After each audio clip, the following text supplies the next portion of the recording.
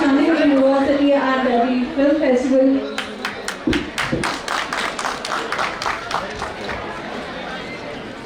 I also request Vice Chancellor, Chandigarh University, V.K. Mittal sir, to kindly join us on the stage. A big round of applause for sir, please. We are so elated that such a personality is here with us to celebrate the 4th Chandigarh Music and Film Festival 2024. Everyone, make some noise for Nawazuddin Siddiqui! Thank you. So Nawaz भाई, I'm sure आपको सुनने के लिए हमारी पूरी audience, हमारे बच्चे बेताब हैं. Over to you, Kaveri ma'am and Nawaz भाई. मतलब कभी आपने सोचा था जब आपके सीन्स काटे जाते थे और जब आपको अनक्रेडिटेड रोल्स मिलते थे, आपको लगा कि आप इस मुकाम तक पहुँचेंगे? मुझे तो आज भी नहीं लगता कि मैं इस मुकाम पे पहुँच पाऊँगा. सच बता रहा हूँ, कभी ऐसा फील होता ही नहीं. मेरे लिए हमेशा प्रोसेस बहुत इम्पोर्टेंट रही है. मैंने कभी इमेजिन किया भी नहीं था कि मुझे कुछ जगह पे पहुंचना है. मेरी हैबिट थी काम करने की, जैसे थिएटर में करता था, और आज भी वही इंस्टिंक्ट है. काम करते रहना है बस, जो आपकी पसंद का हो, जिसके लिए आप पैशनेट हैं. नवाज, मैंने सोचा हम ऐसे करेंगे कि look at some of the iconic characters, और जो मेरे फेवरेट भी हैं और क्या पता आपके फेवरेट भी हो, दुनिया के फेवरेट तो होंगे ही. I wanted to start with Rakesh from Peepli Live. And I remember जब फिल्म आई थी, मैंने एक्चुअली बर्लिन फिल्म फेस्टिवल में देखी थी. बहुत वहाँ it was really much praised. उसमें आपका एक ब्रेसलेट भी था सलमान खान वाला. फिर then you started acted with Salman also. But जब आप वो रोल कर रहे थे, वो जर्नलिस्ट का, स्मॉल टाउन स्ट्रिंगर जो बड़े जर्नलिस्ट को हेल्प करता है, व्हाट वाज योर प्रोसेस? पाजी यार थोड़ा if you can just बड़ा बंदा है यार, you know, just be a little silent, otherwise we won't be able to hear each other and you won't be able to hear Nawaz. Please, may I just request you to settle down a bit? I know even I'm very excited, but we have to listen to Nawaz also, na? तो मुझे याद है जो आपका role था, मैंने बहुत सारे स्ट्रिंगर्स के साथ काम किया है. मैंने आपको देखा तो लगा अरे it's so true to life. I think process जैसे होता है, एक वॉन्ट होती है. जब भी हम कोई प्ले करते हैं या फिल्म करते हैं, एक कैरेक्टर की एक वॉन्ट होती है कि मुझे वहाँ तक पहुँचना है. लेकिन उसके बीच में जो हर्डल्स होते हैं, डिफ़िकल्टीज होती हैं, वो भी पहले वही चाहता था कि कोई ऐसी ब्रेकिंग न्यूज़ दूँ ताकि मैं और पॉपुलर बड़ा जर्नलिस्ट हो जाऊँ. But at the same time उसका कॉन्शियस जो है उसको वो आड़े आ जाता है और फिर वो उसी के साथ चलता है. और बाद में अगर आपने देखा होगा कि सारे जर्नलिस्ट जो थे वो न्यूज़ बनाने में बिजी रहते थे, बट इसका जो डायरेक्शन था, वो या पाथ था, वो कहीं और मुड़ जाता है. कि या तो ये है कि कहीं ना कहीं उसने थोड़ा बैठ के सोचा होगा कि what I am doing this is absolutely wrong. क्योंकि उसका एक डायलॉग भी है कि जैसे जर्नलिज्म में होता है कि आपको हर तरीके से न्यूज़ बनानी है, लेकिन अगर एक आदमी मर रहा है तो देखिए ये कैसे मर रहा है. हो सकता है उस वक्त पे आप उसको बचा सकते थे. वहाँ पे आपका एक इंसान सामने आता है, तो इंसान बनना पहले ज़रूरी है. ये प्रोफेशन तो बाद में भी होते रहेंगे, लेकिन इंसानियत को बचाए रखना पहले ज़रूरी है, चाहे वो कोई सा भी प्रोफेशन हो. तो उसको ये रियलाइज हुआ और उसने किया. The end of course was very tragic and मुझे अभी भी याद है. It was quite you know, one really felt that अरे ये क्या हो गया, such a good guy, you know. तो उसके बाद I want to take you to Faizal. I think that made you a superstar. When you were doing that role, आपको लगा that it's going to break out, you're going to break out? मैं कभी किसी भी character के बारे में बहुत ज़्यादा ड्रीमी नहीं होता. हाँ, इतना ज़रूर होता है जो प्रोसेस होती है. जैसे मैं प्ले करता था थिएटर के दौरान कि हमें सिर्फ कितना ऑनेस्ट हो सकते हैं उस कैरेक्टर के लिए, उसमें ज़्यादा इन्वॉल्वमेंट होता है, बजाय इसके कि लोग क्या सोचेंगे, ये क्या होगा, वो क्या होगा। मैं उसके बारे में सोचता ही नहीं। मैं जिस वक्त पे काम कर रहा हूँ तो मैं अपने काम में, मुझे अच्छा लगता है कि मैं उसमें इन्वॉल्व रहूँ। इसका रिजल्ट क्या आएगा मैं उसके कभी उसके बाद, क्योंकि मेरी हैबिट है, मैं चाहता हूँ कि हमेशा एक्सपेरिमेंटिंग टाइप के रोल करता हूँ, एक्सपेरिमेंट करता रहूँ। वो कभी सक्सेसफुल होंगे, कभी नहीं होंगे, कभी फेलियर भी होंगे हम उसमें, बट खुशी इस बात की होती है कि मैं एक क्रिएटिव प्रोसेस में ना इन्वॉल्व हूँ। और एक collaborative creative process, because Exactly, actor अकेला तो काम नहीं करता है, works in Of course, of course. It takes a huge team. It's a teamwork actually. Absolutely. So what was that experience like? We heard a lot of stories. अनुराग ने भी बहुत हमें सुनाए कि चार महीने आई थिंक आप सब इकट्ठे रहते थे, सब कैरेक्टर में सब घुस गए थे। उसके बाद में थोड़ा will you take people down that road again? Actually वो जो फिल्म थी बहुत ही थिएटर टाइप्स की प्रोसेस थी उसमें, जैसे हम थिएटर करते हैं, प्ले करते हैं, वही प्रोसेस थी कि सारे एक्टर बैठ गए, रीडिंग स्टार्ट हुई, फिर अपने बारे में बताना शुरू किया सबने, और 8-10 दिन की वर्कशॉप थी। तो जैसे थिएटर में होती, वाराणसी में, वाराणसी नहीं, वो बॉम्बे में की हमने। अच्छा। फिर हम वाराणसी चले गए जी, और वहाँ जाके सब लोग एक ही सिंपल से होटल में रहते थे, बट एक दूसरे को जानने लगे थे, क्योंकि उससे पहले 8 दिन की वर्कशॉप कर चुके थे हम लोग। लगा ही नहीं कि हम लोग फिल्म कर रहे हैं, ऐसा लगा कि हम एक ग्रुप हैं और जैसे थिएटर में होता है वही उसी तरीके से इवॉल्व कर रहे हैं, अपने आप को एक्सप्लोर कर रहे हैं। हमें सीन भी नहीं मालूम होता था कि नेक्स्ट डे कौन सा सीन होगा, क्योंकि अच्छा। उसकी स्क्रिप्ट थी नहीं हमारे पास, किसी के पास भी। अगर एक्टर लिख रहा था वो लिखते थे रोज, और जब सीन आता था सुबह, तो एक पेज होता था और 10 लोगों के डायलॉग होते थे, तो 10 के 10 एक्टर देखते मेरा कौन सा डायलॉग है, मेरा कौन सा डायलॉग है, कितनी लाइन है, मेरी कितनी लाइन है, तो ऐसे होता था। तो वो जो एक्सपीरियंस था, और कितने सारे एक्टर थे, पीयूष मिश्रा,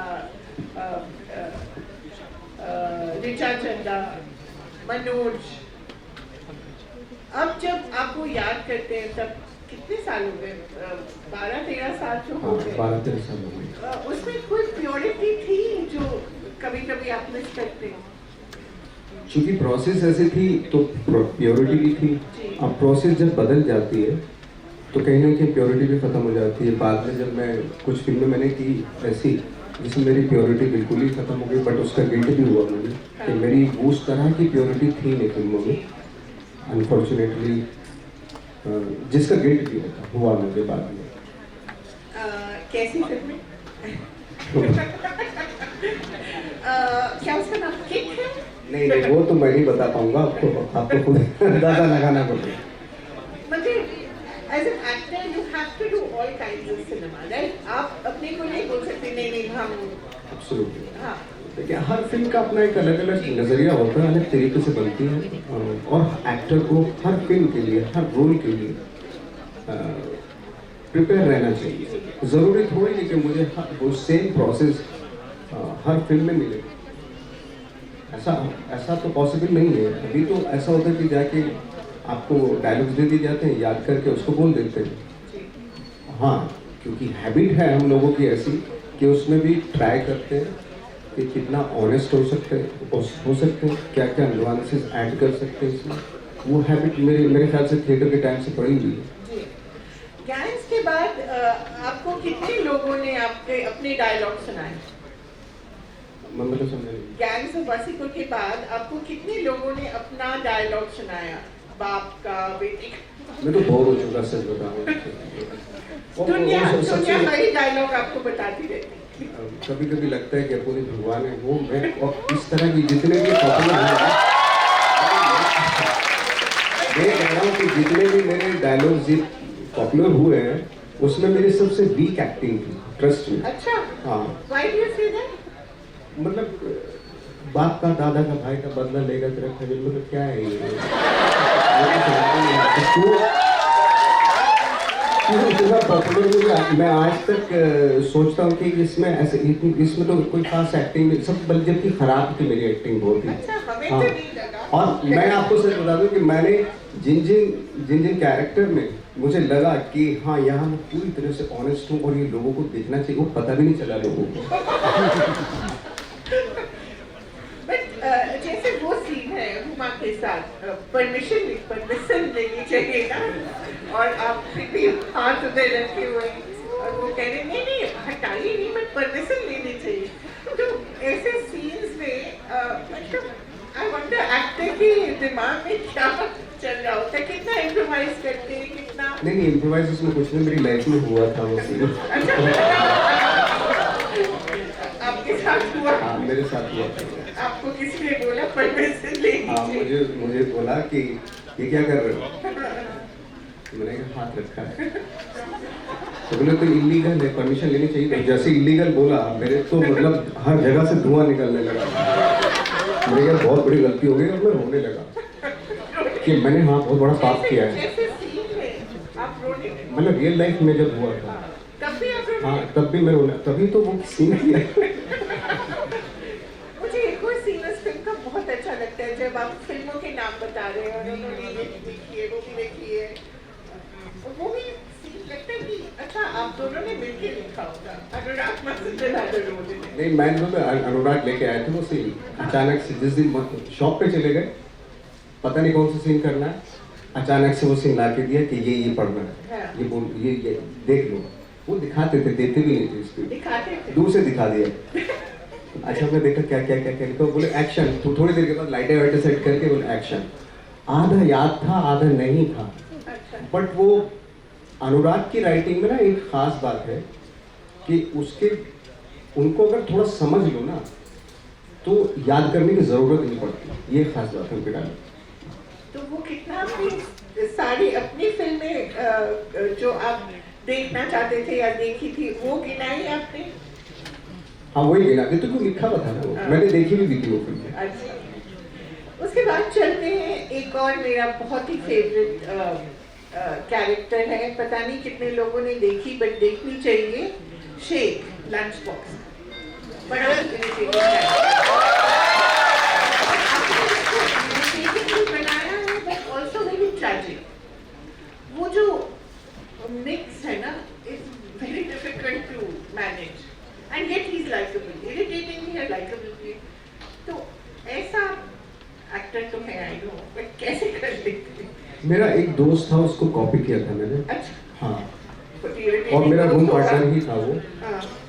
तो मैंने रोज साथ में रहता था मेरे, इसी तरीके से बात करता, थोड़ा जबान जो थी ना उसकी लड़खड़ाती थी, ऐसे होता था, तो रोज उसके साथ ही रहता था। मैंने उसका पूरा कॉपी किया और मैं आ गया।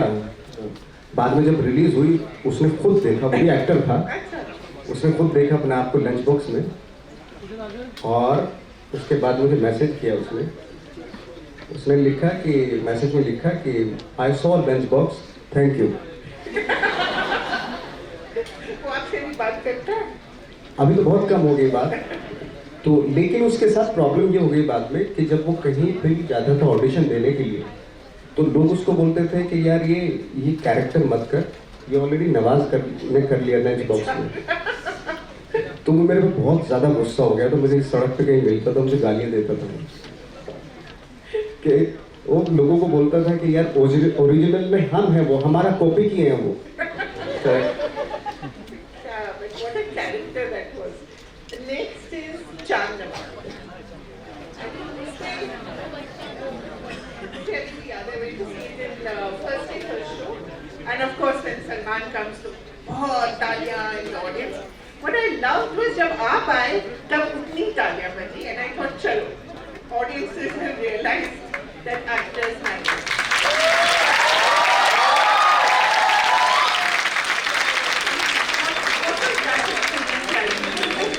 It's a very powerful film with a very powerful message. And Kabir, of course, बहुत ही अच्छे director हैं. चांद नवाब के बारे में बताइए. चांद नवाब के बारे में मुझे कबीर ने ना बहुत पहले वो फुटेज दिखाई थी, हाँ. जो बहुत ही वायरल थी उस वक्त यूट्यूब पे। तो उसी को बेस बना के पूरा कैरेक्टराइजेशन किया। और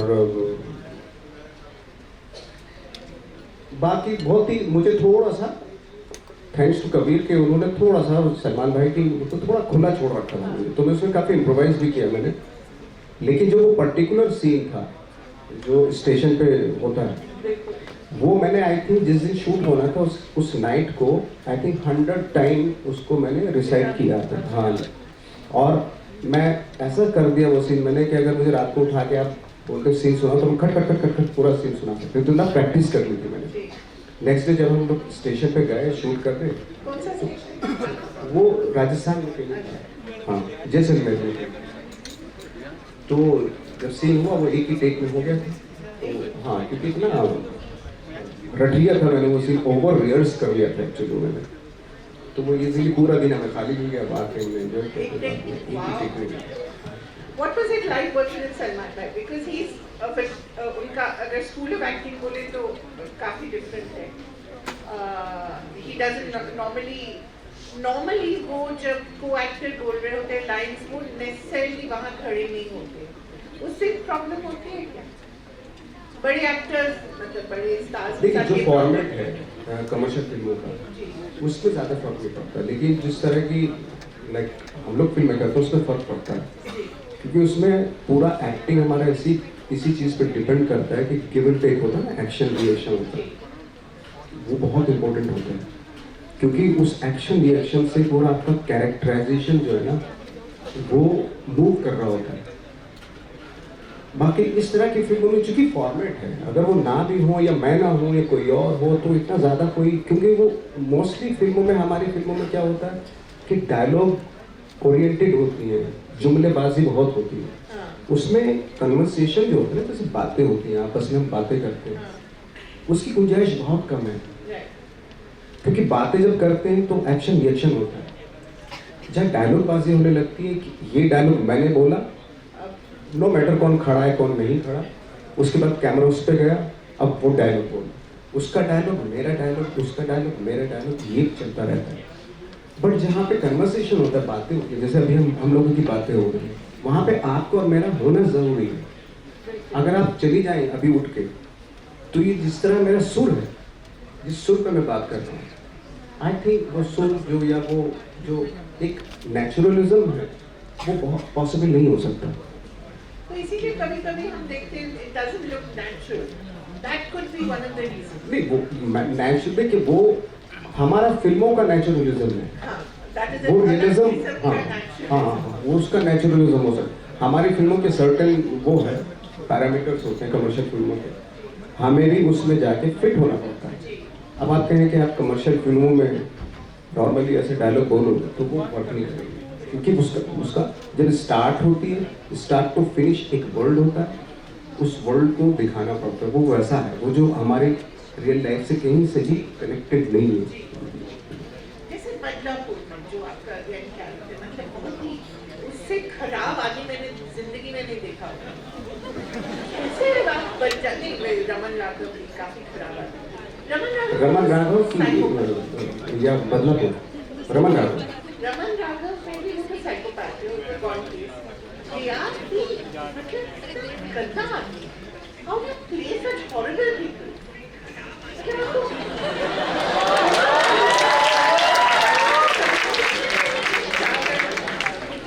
आई थिंक मेरा सबसे फेवरेट कैरेक्टर है रमन राघव। अगर किसी ने देखी नहीं तो एक बार जरूर देखना, क्योंकि एक्टर के लिए सबसे चैलेंजिंग कैरेक्टर वही होता है जो उसको बहुत परेशान करे। और देखिए, गलत सही या अच्छा बुरा ये परसेप्शन होता है, जहाँ तक मुझे लगता है। वो एक इंसान ऐसा है जो बोलता है कि आप भी तो मारते हो, आप तो आड़ लेके मारते हो, कोई धर्म की आड़ लेके मारता है, कोई इंसानियत की आड़ लेके मारता है, कोई किसी का लबादा लेके मारता है। मैं जो मारता हूँ, जैसे खाता पीता हूँ, हफ्ता मुकता हूँ, वैसे मार देता हूँ, मुझे पेन भी नहीं होता। उसके अपने लॉजिक है, रीजन है। जैसे आज दुनिया में लोग मार रहे हैं, वर्ल्ड वॉर चल रहा है, मार रहे हैं लोग उनके, और मारने के लिए वो अपने रीजन दे रहे हैं, और उस रीजन को हम नॉर्मलाइज रख रहे हैं। अच्छा इन्होंने भी, इसने तो 10 मारे थे, उसने 1000 मार दिए। अच्छा क्योंकि इसने 10 मारे थे इसलिए 1000 मारे। अच्छा अभी 1000 ही मारे क्या, 25,000 तक जाना, तब हमारा थोड़ा सा कॉन्शियस जागेगा। तो वो भी तो रमन राघव ही है ना, वो तो और भी खतरनाक रमन राघव है, तो फिर भी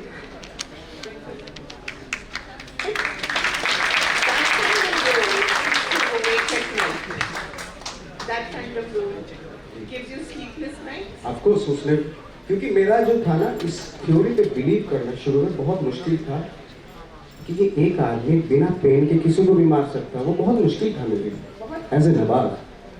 और मुझे उस टेंजेंट पे जाना था, क्योंकि तभी तो मैं जस्टिस कर सकता हूँ उस कैरेक्टर के साथ। वो बहुत डिफिकल्ट था, और इसीलिए मैं थोड़ा सा अलूफ हो गया था, मैं कहीं चला गया था, और मैं बार बार अपने आप को कहने की कोशिश कर रहा था कि मैं ऐसा हो सकता हूँ क्या कि जो किसी को भी मार दे और उसका मुझे रियलाइजेशन भी ना हो। और मुझे सच बता रहा हूँ मैं, मुझे आई थिंक 3-4 दिन लग गए ये बिलीव कराने में अपने आप को कि हाँ मैं मार सकता हूँ। और जिस दिन मुझे हल्का सा उसके ग्लिम्सेस मिले, उसके नेक्स्ट डे में मैं फिल्म की शूटिंग करने आ गया, और वो पहला सीन हुआ जो आई थिंक 15 मिनट का सीन है वो, कि वो काला सफ़ेद मैं अपने काले पे चलता, वो मेरे काले के सामने खड़ा हो गया, वो वाला सीन बहुत ही खतरनाक सीन। अब मैं इसलिए ये भी पूछ रही नवाज, क्योंकि आजकल काफ़ी चर्चा में रहा एनिमल, अगेन उसमें या कबीर से ऐसी फिल्में जिसमें इतना एक्सेसिव वायलेंस दिखा रहे हैं, तो लोग if an actor is doing that kind of role, it means he's endorsing it. तो what मैंने वो फिल्म देखी नहीं, तो मैं कांट से नहीं।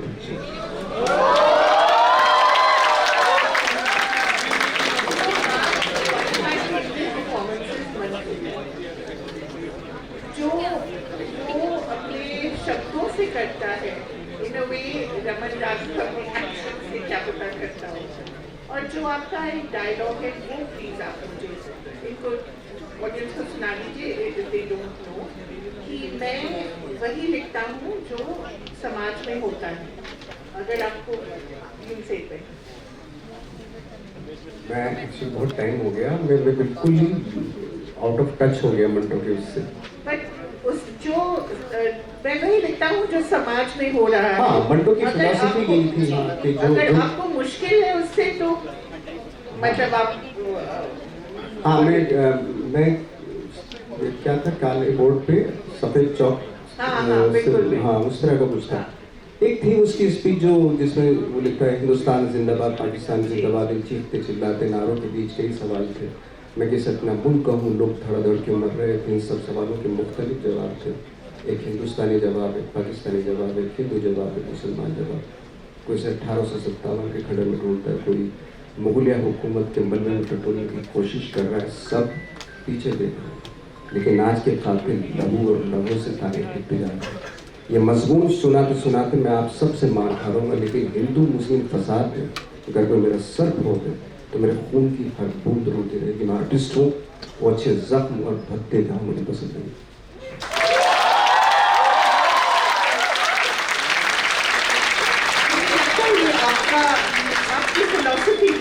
मंटो का जब मैं कैरेक्टर कर रहा था कि मुझे लगा कि इसमें कैरेक्टराइजेशन करने की जरूरत ही नहीं, मैं हूँ, और मैंने किया है, एंड मंटो में मैं ही था। आप ही थे, लग रहा था कि जो वो आर्ट के बारे में बोल रहे हैं, it's something that you actually practice। तो वो जो समय था, वो जो फिल्म बनी, it was highly appreciated, आप कैन वो आपने खुद मंटो जब पढ़ा, पता नहीं आपने पहले पढ़ा था कि नहीं, जब आपने और पढ़ा होगा, what did you think of how relevant he is even today, 75 years later? Manto हम लोग जब दिल्ली में थे, LSD कर रहा था, उस दौरान प्लेस किए थे उनके, हाँ, और पढ़ाने थे मंटो ऐसी बात थी। हाँ, वो हमेशा रिलेवेंट रहेंगे, हम लोगों के जाने के बाद भी मंटो रहेंगे। वो कुछ रचनाएं ऐसी होती हैं जो हमेशा रहती हैं, जो कुछ क्लासिक्स ऐसे होते हैं जो हमेशा रिलेवेंट रहेंगे, आने वाले 100 साल बाद भी मंटो उनके लिए रिलेवेंट ही रहेंगे। जो आपने अभी स्पीच पढ़ी, तो अभी भी ये so time है। How could you imagine कि Absolutely. 70 years later अभी भी जो मैं लिख रहा हूँ it will be true. Guy today. कभी-कभी लगता है अब खुद ही भगवान है। That again जो I think that gave you a different kind of aura, a different kind of stardom because it was streaming, you were in everyone's homes. नहीं Manto sorry secret games pandemic से पहले रिलीज हो गया 2018. था। हाँ, And second season, 2019 में release हो गया था। what was that experience like? How did that sort of? शुरू में मैं उसको करने के लिए रेडी नहीं था उसकी, क्योंकि ऑलरेडी मैं गैंग ऑफ वासेपुर कर चुका था। तो मैंने अनुराग को बोला कि मैं अब नहीं करना चाहता हूँ गैंगस्टर के रोल में सब। तो बोले नहीं, ये बिल्कुल अलग है और इसको हम अलग लेवल पे लेके जाएंगे। अब जब अनुराग ऐसी बातें बोलता है तो फिर मैं थोड़ा पिघल जाता हूँ, मुझे अनुराग की बातें सच्ची लगती है। और मैंने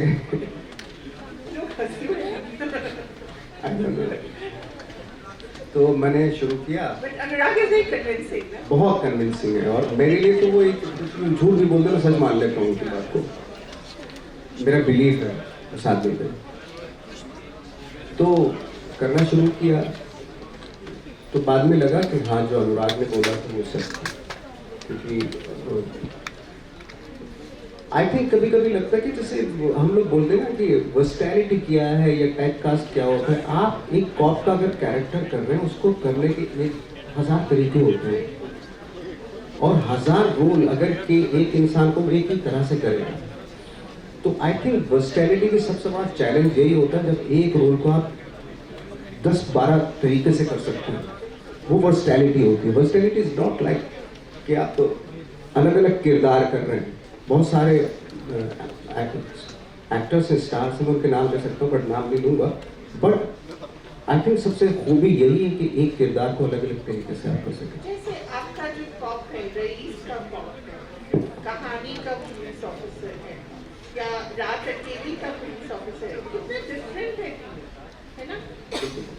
तो जब आपको ये रोल लिए जाते हैं तो फिर आपके मन में क्या आता है? फिर से एक पुलिस ऑफिसर, फिर से एक गैंगस्टर, जैसे आप मुझे तो अच्छा लगता है क्योंकि जिस दौरान मैं मंटो कर रहा था उसी दौरान मैं ठाकरे भी कर रहा था। अच्छा, हाँ, व्हाट अ कॉन्ट्रास्ट। बिल्कुल कॉन्ट्रास्ट। मतलब पॉलिटिकली, ऐसे फिलोसॉफिकली, हाँ and you got a lot of criticism for that also, no? हाँ, वो होता है वो तो आजकल से। But what drew you to tackle? tackle करने में मतलब आपको क्या लगा that I must do this character? Handling Tackling. Thackeray में, हाँ, ठाकरे में क्या? आपने क्यों डिसाइड किया कि ये मैं करना चाहता हूँ? सी, दुनिया का कोई भी कैरेक्टर हो कैसा भी हो, हर एक्टर के लिए चैलेंज होता है। हर एक्टर, दुनिया का कोई भी एक्टर हो, चैलेंजिंग रोल करना चाहते हैं। देखिए किसी भी तरह इदी अमीन हो या हिटलर हो, उसके भी एक्टर्स जो है ना उनके भी रोल करना चाहते हैं क्योंकि उसमें चैलेंज है। वो सपाट रोल में मज़ा नहीं आता जिसमें क्राइसिस ना हो, जिसमें डेप्थ ना हो, जिसमें थोड़ा सा वॉ फैक्टर ना हो। उस मतलब फॉर एग्जाम्पल जैसे मेरे हीरो के जो कैरेक्टर जो सो कॉल्ड हमारे फिल्मों में जो होते हैं, कमर्शियल फिल्मों के हीरो के कैरेक्टर बहुत बोरिंग लगते हैं। सब कुछ अच्छा है उनके यहाँ पे। ऐसा कैसे हो सकता है कोई इंसान के सब सारी चीज़ें अच्छी हो? ऐसा मैंने कोई देखा नहीं, सच्ची रियल लाइफ में मैंने नहीं देखा कि इंसान के अंदर ना कोई बुराई है ही नहीं। उस कैरेक्टर में मुझे मजा नहीं आता। Ayan Mani, serious Mani, again a fantastic character. Society के बारे में जो उस फिल्म में बोला गया है, few films have that kind of depth of understanding of what social change is all about. जो आप कहते हैं ना 4 generations में change होता है. So again उसमें जब आप काम कर रहे थे, and especially with a young boy, you know, it's a different relationship that you have to establish because एक तो you're his father but you're also his exploiter in a way. आप उसको एक्सप्लॉइट ही तो कर रहे हैं। एब्सोल्युटली आई थिंक मेरी life का सबसे खराब कैरेक्टर जो आप बोल रही थी ना वो ये था। ये भी काफी खराब था, बहुत ही खराब एक्सप्लॉइट करता है, हैं? बहुत ही एक्सप्लॉइट करता है एक्सप्लोर अपने करते बच्चे जो अपने बेटे को मतलब पूरी तरीके से एक्सप्लोर फुल ऑन मतलब एक्सप्लॉइटेशन चल रहा है अपने बेटे के साथ उसका। हाँ को। Just for upward mobility। तो ऐसे करने में आपको नहीं लगता मैं क्या कर रहा हूँ फिर से? मैं तो देखिए मैं इन सब चीज़ों से मेरा नहीं होता, मुझे कुछ भी करवा लीजिए आप कैरेक्टर में कि ये बहुत ही बकवास आदमी है ये है वो, तो मैं तो मुझे तो मज़ा आता है इस तरह के कैरेक्टर करने में। बकवास आदमी है। हाँ बकवास, बोरिंग आदमी, बकवास आदमी, शेमलेस टाइप के, ये इस तरह के कैरेक्टर करने में मुझे अच्छा लगता है। बदनाम किस्म का इंसान नहीं, शौक है कि बहुत ही गुडी गुडी बहुत ही प्यारे प्यारे है ना, वो मुझे बोरिंग लगते हैं। जटिल जादू मुझे तो मज़ा नहीं अच्छा आता। है, जटिल जादू तो अच्छा है। हाँ जैसे हाँ काफी स्टाइलिश है रात के। रात के मजा आया आपको हाँ वो भी पता है। मैंने तो उसमें भी बोला था कुछ ऐसी चीज़ें डालो जो थोड़ा सा अच्छे को थोड़ा ब्रेक करे। हाँ, क्योंकि उसकी रिलेशनशिप मदर के साथ भी बड़ी बड़ी इंटरेस्टिंग अजीब है। हो और उसमें भी आप फेयर एंड लवली कितना लगाया आपने। अब वो भी मेरी रियल लाइफ से आया था फेयर एंड लवली, क्योंकि मैं मेरे गांव में जहाँ पर हम लोग थे नकली फेयर एंड लवली मिलती थी, नकली। नकली, और मैं लेके आ जाता था तो मुंह हाथ धो के मैं गोरा होना चाहता था तो मैं छुप छुप आपको के क्या लगाता लगा गोरा होने से क्या हो जाएगा? गोरा होने से मैं खूबसूरत हो जाऊंगा। आप काफी खूबसूरत हैं, कोई प्रॉब्लम नहीं मुझे इसका बिल्कुल भी वो नहीं है, मैं मुझे इन सब चीज़ों में बिल्कुल भी वो नहीं होता कि खूबसूरत या ये खूबसूरत है नॉर्मल। मुझे तो बहुत सालों तक तो यही लगता रहा कि मैं बहुत ही अगली किस्म का इंसान हूँ, और आज भी मुझे यही लगता है कि मैं खूबसूरत इंसान हूँ, या बिलो एवरेज ही लगता है आज भी, पता नहीं क्या है। शायद बचपन में इतनी सारी चीज़ें भर दी गई, देख देख अपनी शक्ल देख, तो ऐसा सा भर दिया गया मुझे, तो मैंने कभी भी इस पर फोकस ही नहीं किया। हाँ तो मैंने कहा मैं अगर ऐसा दिखता हूँ, मैं ख़राब दिखता हूँ, तो मुझे एक फ़ायदा हुआ इस चीज़ से। मैंने ये मान लिया कि मैं बहुत ही गंदा दिखता हूँ शक्ल से, तो फिर मैंने सोचा मैं क्या करूँ, दिखता तो मैं ख़राब हूँ। तो मुझे लगा कि यार मेरे पास अब एक ही तरीका है, एक ही मौका है, मैं अपने काम पे, अपने क्राफ्ट पे काम करता हूँ। थैंक गॉड मैं भी शायद मैं बहुत फोकस हो गया उस चीज़ पे, और उसी फोकस या की वजह से लगी शायद मैं थिएटर में आया, थिएटर से फिल्म में आता चला गया। वही एक रीज़न भी हो सकता है, कॉम्प्लेक्सिटी भी हो सकती है। कभी आप सोचते हैं चाइल्डहुड के बारे में, व्हाट वर द कॉम्प्लेक्सेस? यही था शुरू से ही, fair and lovely. Fair and lovely वाला। बट जटिल यादव का कैरेक्टर भी बड़ा इंटरेस्टिंग था। उसकी जो रिलेशनशिप भी है राधिका आप्टे के साथ, काफी स्टीमी थी। तो उस समय वो फिल्म करते हुए, आई थिंक वो पैंडेमिक में रिलीज हुई थी शायद हाँ वो फिल्म करते हुए अच्छा लगा। बहुत अच्छा लगा। थोड़ा बाइक वाइक मेरे से ज़्यादा चलानी आती नहीं, लेकिन मेरे डायरेक्टर ने मुझे बहुत दौड़वाई, मुझे लखनऊ में बाइक वो ज़्यादा डिफिकल्टीज थी, बाकी तो आराम से। तो आजकल नवाजुद्दीन क्या करते हैं? मैंने अभी 2 फिल्में कंप्लीट की हैं, जिसमें सेक्शन 108 जो इंश्योरेंस फ्रॉड के ऊपर है, और एक कोस्टा फर्नांडिस, कोस्टा नाम है फिल्म का, वो कंप्लीट की है, जो कस्टम ऑफिसर है। अच्छा, और बीच में आपने मकमाफिया भी किया, लायन भी करी। नहीं वो तो बहुत पहले किया। बट इंटरनेशनली तो आपने also quite appreciated. There's no plan to go international. हाँ मैक माफिया का किया था, तो मैक माफिया को वो एमी अवार्ड मिला था, उस वक्त में नहीं था। अब हम लोग 2 सीरीज मेरी नॉमिनेट हुई थी, मैक माफिया और सीक्रेट गेम्स, और सीक्रेट गेम को दोनों में मैं था, और उसमें secret games sorry McMafia को बेस्ट सीरीज का अवार्ड मिला था उसमें। So, what about coming back to streaming, coming back to big series and doing अभी तो other मैं- sacred games? हाँ, अगर कोई ऐसा कुछ होगा तो डेफिनेटली करूँगा। अभी फिलहाल मेरा मूड कोई सीरीज करने। और बुधाना में your back farming क्या कर रहे हैं? नहीं, मैं काफ़ी टाइम से नहीं गया हूँ। आई थिंक मुझे 2 साल हो गए। So how does Nawaz keep himself occupied? बहुत सारी चीज़ें हैं, जहाँ थोड़ा टाइम मिलता है मैं निकल जाता हूँ बाहर। अभी मैं सुबह में वहाँ था तो मैं हम लोग वहाँ पे पार्क है ना, बहुत लंबा चौड़ा पार्क है, बहुत ग्रीनरी है वहाँ पे। क्या नाम है उस पार्क का? कहाँ है वो? हाँ, क्या नाम है? नगर वैली। हाँ, तो हम मेरे ख्याल से मैं कोई 2 घंटा घूमा वहाँ पे। हाँ, बड़ा मज़ा आया मुझे। तो ऐसी चीज़ों जगह पे निकल जाता हूँ मैं जब भी मुझे टाइम मिलता है। नहीं, जो मार थोड़े आ रहा है कोई, जो फोटो खिंचवाने ही आ रहा है ना।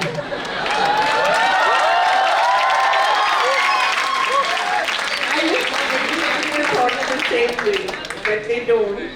But questions from the audience, I can't keep monopolizing Nawaz, otherwise I'll be killed. But who's going to give the mic to who? Please introduce yourselves. Sir मेरा कोई सवाल नहीं है सर, बस मैं आपको इतना बोलना चाहता हूँ, सबका बदला लेगा ना तेरा फैजल। हो गया भाई, मेरा बदला पूरा कब तक लेते रहूँगा। Good afternoon, sir. Good afternoon, ma'am. My name is Adheshri Khare. And so basically I'm from Daha Badod, which is so near to Budhana. And we are so proud to have you in our area. जब आपकी movie आई थी बजरंगी भाईजान, जब भी हमारी family में सबने बहुत प्राउड किया था कि देखो हमारे एरिया से आया है। And my question to you is कि as a fresher film industry में हम एंटर कैसे करें? क्या है ऐसे कोई मूवी हाउसेज है जहाँ पे हम ऑडिशन दें, आप सजेस्ट कर सकते हैं? एंड सेकेंडली ऐसे कोई चैलेंजेस जो आप सजेस्ट आपने फेस किए हो और हमें पहले से पता हो ताकि हम उसके लिए रेडी रहें? अगर आपका कोई पर्सनल लाइफ एक्सपीरियंस उसके लिए हो तो it would be so good to understand. आप अपने को तैयार कीजिए उसके लिए, अपना अच्छा सिनेमा देखो, अच्छी फिल्में देखो, है ना, वो बहुत ज़रूरी है। और तैयारी रखिए, थोड़ा जितना सीख सकते हैं तो सीखिए, बुक्स पढ़िए, है ना, जो एक्टर्स की अपनी तैयारी होती है वो तैयारी कीजिए। अप्रोच, आप जब बम्बई जाएंगी तो खुद ब खुद आपको पता चल जाएगा कि कैसे अप्रोच करें। हर आदमी का अलग अलग तरीका होता है। मेरे जैसा हमारा तरीका तो ऊपर वाला न करे, आपकी उसी तरीके से अप्रोच करें, आप एडवांस तरीके से अप्रोच करें। सर बस एक क्वेश्चन कि आपने बोला आपके वाला तरीका, उसमें कुछ चैलेंजेस तो आए होंगे ना, तो अगर आप उस वक्त पे ऐसा टाइम था ना जब तब ना तो कोई इंटरनेट था ना कुछ था, जाके पैदल जाना पड़ता था लोगों के ऑफिस में, अपना बायोडाटा और फोटो देना पड़ता था, तो वो एक अलग चैलेंजेस थे। आज की डेट में आप यहाँ से बैठ के भी, जहाँ पे हम वहाँ से बैठ के भी आप कांटेक्ट कर सकते हैं किसी को भी, ऑडिशन दे सकते हैं। इतना आजकल तो कास्टिंग एजेंट्स भी इतना ऑर्गेनाइज नहीं थे। हाँ, तब तो बिल्कुल भी नहीं थे। आज तो एटलीस्ट अगर आप कुछ अच्छा करती हैं तो वो उनको नज़र में आ जाती है उनकी बात, है ना। आप ऑडिशन दे सकते हैं, ऑडिशन दे सकते हैं, घर पर बैठे आप ऑडिशन दे सकते हैं। तो आपको पोर्टफोलियो लेके जाना, हाँ, एग्जैक्टली। जो फोटो एल्बम, बिल्कुल आपने किया था। हाँ बिल्कुल किया, सबको करना पड़ता है। क्या कपड़े, अलग-अलग कपड़े? एक ही स्टूडियो वाला दे देता था, एक फोटोग्राफर था, उसकी बाजार में दुकान थी, उसका एक ही जैकेट थी। बॉम्बे में? हाँ, उसकी जैकेट रखी तो सारे एक्टर्स सेम जैकेट पहन के फोटो खिंचवाते थे। ठीक है, हाँ, तो पता चल जाता, अच्छा वहाँ खिंचवाया था ना तूने फोटो ना। हाँ सर, हेलो सर। बहुत सारे नमस्कार सर, मेरा नाम राघवेंद्र प्रताप सिंह है और मैं पत्रकारिता 23 वर्ष का छात्र हूँ। सर मैं भी आपकी तरफ उत्तर प्रदेश से हूँ। सर मेरा आपसे ये सवाल है कि ऐसा नहीं लगता कि आज के समय में सिनेमा जगत में एक होड़ मची हुई है अपने अपने संघर्षों का महिमा मंडन करने की, कि कौन ज़्यादा गरीब था? सर इस चीज़ की होड़ मची हुई, तो सर इसमें आपके विचार क्या है? समझे नहीं क्या कह रहे हो? कौन ज्यादा गरीब था, इसमें एक कंपटीशन हो रहा है। अच्छा, मैंने बहुत स्ट्रगल किया, हाँ। मैंने ये किया, मैंने तो इसमें मैं क्या कहूँ? आपके क्या विचार है?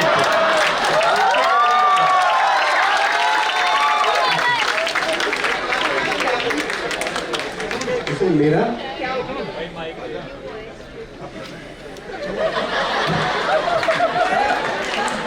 चलिए, क्या क्या हुआ क्या तुम भी बोल दो कि मेरे पास तो कपड़े भी नहीं थे।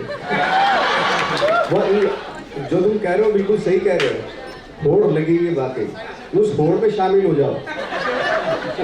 Good afternoon sir. सर मेरा नाम आर्यन कुमार है और मैं जर्नलिज्म का स्टूडेंट हूँ। वैसे सर मैं खुद एक एक्टिंग की जर्नी में हूँ फिलहाल, और आपको देख के मैंने बहुत कुछ सीखा है सर। यहाँ पे सर सारे लोग आपको क्वेश्चन पूछने के लिए बहुत हैं, बट मैं आपके लिए एक चीज़ करना चाहता हूँ सर। करो बिल्कुल।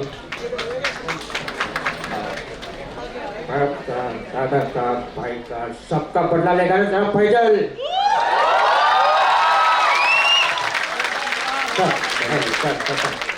अपन आपका बहुत बड़ा फैन है, अपन ने अपना गुरु आपको माने ला, अपन के पास बहुत बड़ा टैलेंट है सर।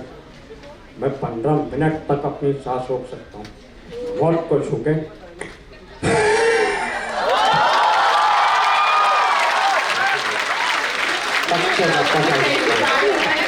पूरी बात नहीं तो आपके साथ होता रहता है। नवाज को नवाज की डायलॉग सुनाए जा रहे हैं, अब तो आपको must be quite used to it. But it's a great honor. पता नहीं ऑनर है क्या है, but thank you thank you sir. अब आप डायलॉग नहीं सुनाना, क्वेश्चन पूछना please. Thank you. Hello. Good afternoon, sir. This is Ankur from Kolkata, West Bengal. I'm an actor and independent filmmaker by profession. Sir, first of all, एक चीज़ मैं सबको बताना चाहूँगा कि आपने इंडियन फिल्म इंडस्ट्री में एक जो स्टीरियोटाइप एरा है उसको ब्रेक कर दिया कि एक्टर्स का फिजिक होना चाहिए, माचो लुक होना चाहिए वगैरह वगैरह। आपने आके ये देखा जाए एक्टर्स का सिर्फ acting. For that, this is a very inspirational thing for every aspiring actor. My question is to you, sir. Nowadays, we belong to an uncertain profession, जहाँ पर हर रोज हम लोगों को कुछ ना कुछ डिफिकल्टीज के साथ डील करना पड़ता है। रोज कुछ ना कुछ डिफिकल्टीज के साथ डील करना पड़ता है। हजारों चीज़ें में हम लोग का जो माइंड ऑक्युपाइड रखता है। तो being an actor, what thought process you follow and what thought procedure you prepare yourself to be an actor while acting? Because while ago Pradeep sir told us to be a physically fit, it's necessary, but I want to know, sir, how do you mentally fit every day? Because this is a very important thing, sir.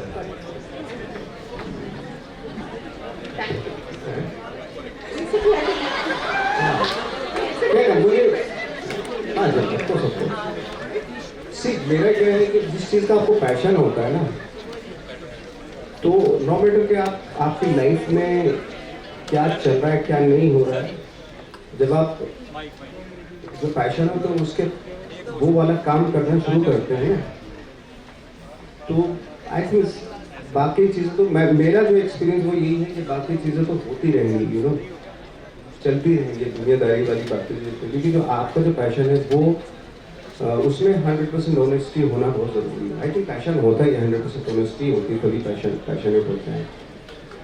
वो हमेशा रहना चाहिए आपका passion, no matter क्या हो रहा है, कौन आप पे डांस चला रहा है, कौन क्या प्रॉब्लम हो रही है आपको, है ना, दे रहा है या थोड़ा बहुत जो भी है, बट वो कभी ना छोड़ो जो आपको लाइफ देता है, जो काम आपको लाइफ देता है, ज़िंदगी देता है, जीने का मकसद देता है, वो हमेशा उसमें कोई डिस्टर्बेंस आना ही नहीं चाहिए। ऐसा नहीं कि नहीं आएंगे, बहुत सारे डिस्टर्बेंस आएंगे लाइफ में, बट आप उस चीज़ को ना छोड़ें जो आप पसंद करते हैं, जिसके लिए आप जो आपका पैशन है। Perfect. A perfect way to end this conversation, Manoj. Thank you so much. मतलब इतने सारे रोल्स हैं, मुझे बहुत ही केयरफुली चूज करना पड़ा ये characters. I am sure I must have missed a few that must be your favourites. I think Sonu in miss lovely, I think that was also a great character. We'll talk about it some other time. Thank you very much and thank you very much. Nawaz भाई, आपने बहुत ही सरल शब्दों में अपने सारे questions का जो कावेरी मैम ने पूछे इनका आंसर दिया, और आई एम श्योर आप सबको मजा आया. डायलॉग है मांझी फिल्म का डायलॉग मांझी मांझी इतना लंबा डायलॉग अभी सुनाया बंदों को सर आपने मांझी का वो जब सुनाने तक तो तोड़ेगा नहीं तब ओके, आप लोग चुप रहोगे तभी वो सुना पाएंगे। हैं जब तक तोड़ेंगे नहीं तब तक छोड़ेंगे नहीं तक। क्या बात। Can I request the festival team to please come up Thank you so for a much, group sir. picture, and Rajesh Sharma ji to honor Nawaz sir with a I with a request trophy. Professor Dr. V.K. Mittal to kindly join us on the stage to felicitate our honorable guest.